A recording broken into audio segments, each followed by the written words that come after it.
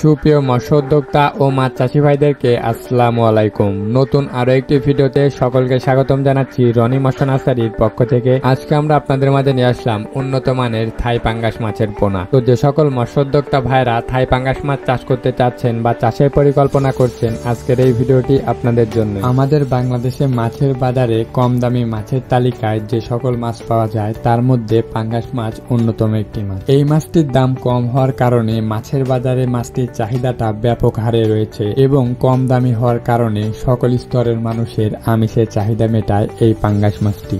বাংলাদেশের সচরাচর দুই প্রজাতির পাঙ্গাস মাছ দেখা যায়, একটি হলো দেশি পাঙ্গাস এবং অপরটি হলো থাই পাঙ্গাস। চাষের ক্ষেত্রে থাই পাঙ্গাস চাষ করে বেশি পরিমাণ লাভবান হওয়া যায়, কারণ দেশি পাঙ্গাসের চেয়ে থাই পাঙ্গাস খুব দ্রুত ওজন বৃদ্ধি পায়। ভালো মতো পরিচর্যা করে চাষ করলে এক একটি করে থাই পাঙ্গাস প্রায় 10 থেকে 12 কেজির মতো ওজন হয়ে থাকে।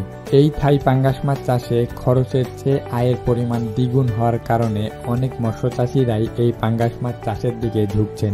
এই থাই পাঙ্গাস মাছকে যে কোনো ধরনের খাবার খাইয়েই চাষ করা যায়। এই পাঙ্গাস মাছকে একক এবং মিশ্রভাবে দুইভাবেই চাষ করতে পারবেন। বর্তমান সময়ে অন্যান্য মাছের পোনার পাশাপাশি থাই পাঙ্গাস মাছের পোনার চাহিদাটাও বাড়ছে। থাই পাঙ্গাস মাছ চাষে অবশ্যই আপনাকে ভালো মানের পোনা নির্ধারণ করতে হবে। আপনারা আমাদের কাছ থেকে উন্নত মানের সকল ধরনের পাঙ্গাস মাছের পোনা ক্রয় করতে পারবেন।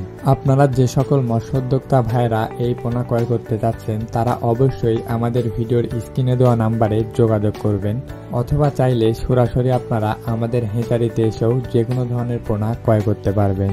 তাছাড়াও আপনারা চাইলে দেশের যে কোনো প্রান্ত থেকেই কুরিয়ার সার্ভিসের মাধ্যমে বাসায় হোম ডেলিভারি নিতে পারবেন সকল ধরনের পোনা।